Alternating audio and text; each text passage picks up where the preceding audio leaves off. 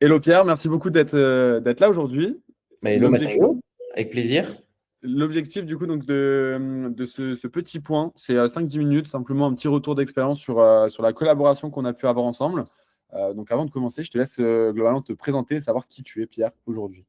Alors moi, je suis Pierre Felupari, je suis cofondateur de Cyrano. On est une agence de prospection spécialisée dans le cold email. Et en gros, une problématique qui nous est arrivée assez vite, c'est que on faisait des campagnes de cold email pour nous-mêmes, pour vendre Cyrano. Et en fait, on a vite eu beaucoup de réponses positives à gérer.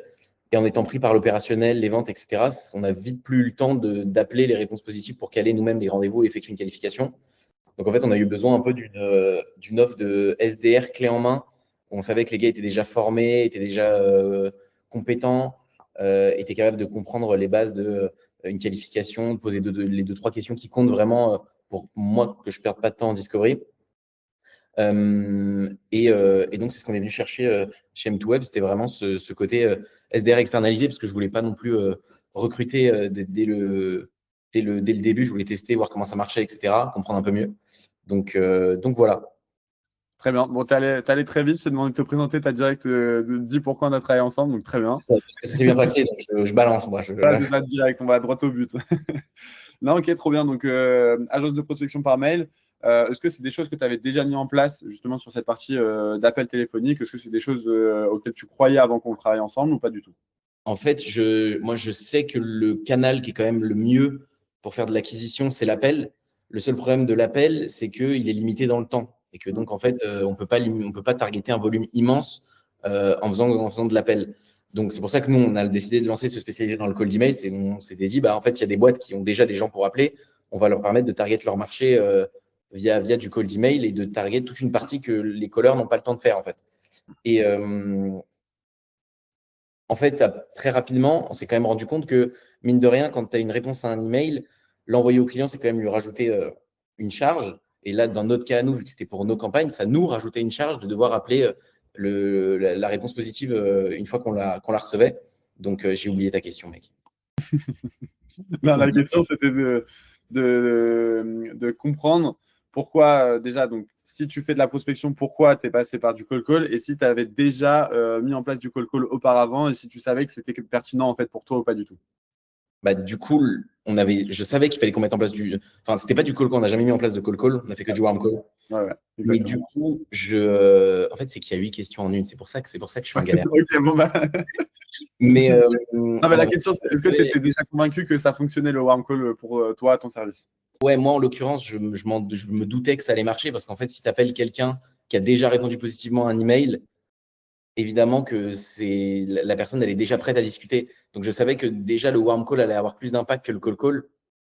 Et je savais qu'on allait être obligé de faire du warm call parce qu'encore une fois, ça prenait beaucoup trop de temps de rappeler toutes les réponses positives et de les qualifier. Donc, j'étais convaincu, je cherchais juste le bon acteur pour nous accompagner sur cette partie-là. Donc, j'ai regardé des agences de warm call, j'ai regardé des freelances, j'avais regardé pour recruter aussi, mais je me suis dit, en fait, ça va être. Je préfère d'abord vérifier et créer un peu les process qu'il y a autour et voir comment ça fonctionne avant de le recruter en interne. Du coup, c'est comme ça que je suis tombé sur toi. Exact. Et du coup, donc, ça, c'est quelque chose que tu savais. Tu es une agence de prospection, donc j'imagine que tu sais prospecter pour au moins faire du warm call. Pourquoi c'est pas quelque chose que vous avez fait en interne? Parce qu'en fait, nous, on est deux cofondateurs. Et on a une vision qui est qu'avec l'arrivée de l'intelligence artificielle, les agences vont de plus en plus être des produits internalisés que des agences. Et donc, sur ce principe-là, on est parti du constat simple de se dire que notre zone de génie et là où on devait investir le plus de temps, c'était pas sur des tâches à faible valeur qui sont la vie de l'agence et l'opérationnel, même si on l'a forcément fait au début, hein, comme tout le monde, mais c'était vraiment de se focus sur, OK, on va créer des process qui vont permettre de faire tourner l'opérationnel de l'agence, développer les sales, etc. Mais nous, on doit vraiment focus notre temps sur le développement de ces outils et de cette espèce de méga produit interne. Hmm. Et donc, c'est pour ça qu'on s'est dit, on l'a fait en interne assez peu de temps. J'ai vu que bon, d'un appel à l'autre, il n'y avait pas grand-chose qui changeait, qu'il n'y avait pas non plus 10 000 trucs à aller chercher. Je me suis dit, autant que je prenne quelqu'un qui va le faire mieux que moi en plus et qui saura mieux utiliser ce temps. Parce qu'en plus, il y a quand même une donnée, c'est que les leads, ils arrivent un peu n'importe quand dans la journée. Hmm. Donc, en fait, quand tu es sur des zones de deep work, tu n'as pas forcément envie de recevoir une notification et de devoir prendre le téléphone. Enfin, ça détruit en fait tout le rythme tout le rythme de la journée. Donc là, au moins, un SDR qui fait ça toute la journée, ça lui casse pas son rythme, c'est un appel de plus, quoi. Ouais, bien sûr.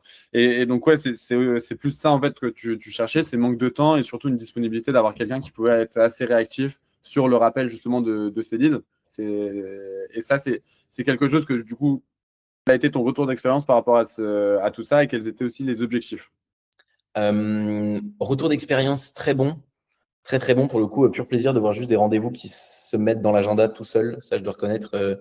Les notifications Calendly, c'était largement mes préférés. Donc retour d'expérience très bon. Même en termes de taux, honnêtement, très satisfait. Il y avait des réponses parce que moi, je vois toujours les réponses qui passent avant que ça parte du coup SDR. Bien J'en voyais sûr. certaines, je me disais, bon, celle-là, s'ils en font quelque chose, tant mieux, mais je suis pas convaincu de l'histoire. Et ça finissait en rendez-vous. Donc, assez surpris même des taux de conversion qu'il y a eu. En rendez-vous aussi, parce que avoir des taux de conversion, c'est bien, mais si c'était que de la merde, ça n'avait aucun intérêt. Mais en plus, c'était hyper bien qualifié pour le coup. J'ai eu assez rarement des surprises de mecs qui, au final, n'avaient pas le budget, alors qu'en call, enfin, surtout, je voyais bien en call sur le fichier il y avait eu un verbatim qui laissait entendre que c'était validé. Donc, pour le coup, très satisfait en termes de prestations pures et de retour d'expérience. Ouais, complètement, parce qu'il y a aussi un point qui est important. En tant qu'agence de prospection, je pense que tu peux le savoir, générer des rendez-vous, c'est facile. Par contre, générer des rendez-vous qualifiés qui ont un réel intérêt avec un budget en plus de ça sur la partie prospection, parce que tout le monde a besoin de prospection, c'est un sujet. Toi, aujourd'hui, sur les rendez-vous tu vois, qui ont été générés, est-ce que c'est enfin, le retour de ça, c'est que les rendez-vous étaient bien qualifiés, avaient bien un besoin et ce n'étaient pas des touristes en fait qui voulaient Ouais. Bah, uniquement de la performance, quoi. déjà, vu que c'est un cas un peu particulier que ce que tu peux faire avec tes autres clients, ce que tu as fait avec nous, mais déjà le fait que c'était nos listes de base qui partaient sur nos campagnes d'email faisait que on savait déjà que c'était globalement un peu le type de boîte qui nous plaisait. Mais en fait, on faisait des campagnes c'était un concept de campagne en particulier auquel je pense, qui était assez large, ce qui fait qu'il y avait quand même beaucoup de déchets dedans. Mm. Et pour le coup, d'avoir pu juste vous dire, bah voilà un peu comment mon business fonctionne, les différents points de qualification dont moi j'ai besoin. Typiquement, on a des trucs qui sont un peu spéciaux, mais on a besoin de savoir qui la boîte target avant de la prendre en discovery. Parce que si l'entreprise elle va targeter une cible qui est trop dure pour nous à sourcer, genre des enseignants ou des dentistes ou des choses comme ça, on prendra pas le deal. Donc en Mm. fait, d'avoir déjà ces questions qui sont réglées d'avance, et quand on arrive à discovery, on sait que la personne, je sais déjà ce qu'elle cible et qu'en plus je peux lui sortir, je sais déjà qu'elle a un budget, je sais que c'est la bonne personne, je sais qu'elle cherche à développer sa prospection en ce moment et je sais qu'elle a un sujet, c'était le mieux pour moi. Ok. Et est-ce que c'est possible de rentrer peut-être un peu plus dans le détail, plus en termes de nombre de rendez-vous, peut-être de potentielles signatures aussi par la suite? Comment ça s'est passé exactement sur cette partie-là également? Euh, alors, sur cette camp, je crois que sur un mois, on a dû avoir, je vais te dire des chiffres en gros parce que je les ai pas en tête, hein, mais Ouais, bien sûr. on a dû avoir 150 réponses positives, donc 150 leads envoyés à Envoyer MWeb. exactement. Déjà, tous étaient appelés dans les 48 heures, donc c'est Mm. déjà fou. Les 48 heures, c'était pour les plus longs, parce qu'en général, vous appelez dans la journée, donc ça c'est un point que je souligne parce que c'était vraiment bien. Euh, le taux de reach, je m'en souviens plus, mais de toute façon, ça dépend pas tellement de vous, donc j'ai envie de vous dire, ça change rien. Mais ouais, ça a bien dû me faire 25-30 rendez-vous facile, sachant qu'encore une fois, ce chiffre-là, il est à prendre avec des pincettes dans le sens où vous auriez pu m'en fourguer 120 des rendez-vous, mais Bien sûr. c'était 25 un rendez-vous qui était bien qualifié selon mes critères, qui étaient difficiles, qui partaient de lead d'une campagne qui était assez large. Donc, Mm, pour mm, le mm. j'en attendais pas autant en réalité. Moi, je m'attendais plus sur un mois à aller choper 15-20 rendez-vous avec ce canal-là, et au final, ça a fait le double. Donc, Ouais. Bien sûr, mais après aussi, ce qu'il faut mettre en contexte, c'est que comme on parle de warm call, forcément, les résultats sont plus intéressants, où ils ont déjà été préchauffés par mail, on les a rappelés, et donc c'est pour ça aussi que les taux de conversion étaient un petit peu plus importants qu'on a l'habitude de voir, parce que justement, on avait mis une approche assez ouais, mais intelligente. tu fais pas ça sur du call. Là, c'était du lead show. Le mec en email exprimait déjà qu'il avait un intérêt. Donc derrière, c'était vraiment juste de bien la jouer pour qualifier et surtout le convaincre de prendre un temps, parce qu'entre répondre à un email et prendre 30 minutes, il y a quand même un petit delta. Et juste pour comprendre peut-être en dehors de la prestation de service, de juste le fait de t'avoir apporté du rendez-vous, est-ce qu'il y a des choses que tu as particulièrement aimé aussi dans la collaboration? Ouais, déjà des gars cool, ce qui est quand même assez bien quand tu travailles avec des gens. Je déteste bosser avec des boîtes qui font un peu vieillot ou tu sens que personne s'amuse, tu vois. Ouais, bien Là, sûr. on sentait que il y avait du rendez-vous, il y avait du résultat, mais en call, il y a une bonne ambiance. Donc, c'est un truc auquel moi, j'attache beaucoup d'importance dans les gens avec qui on collabore. Autre truc que j'aimais, c'était le suivi. Enfin, déjà, première partie, la réactivité, parce que comme j'ai dit tout à l'heure, les leads étaient vraiment rappelés vite. Mm. Donc ça, c'est vraiment un truc, surtout pour nous, qui est très important. Parce que si tu rappelles le lead une semaine après qu'il ait répondu, le mec, il a oublié qu'il Ouais, avait bien répondu. sûr. Donc c'est la réactivité, ça c'était top.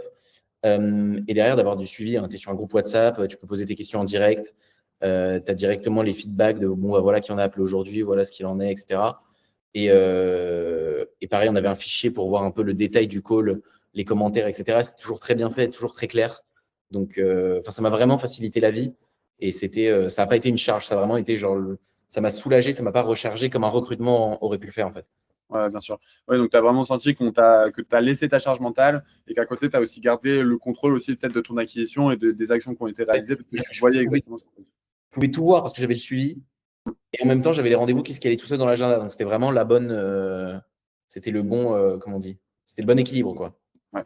Ok. Et si jamais tu devais recommander M2Web à un proche, quiconque, qu'est-ce que tu dirais exactement et pour qui est-ce que ça pourrait être intéressant de travailler avec nous?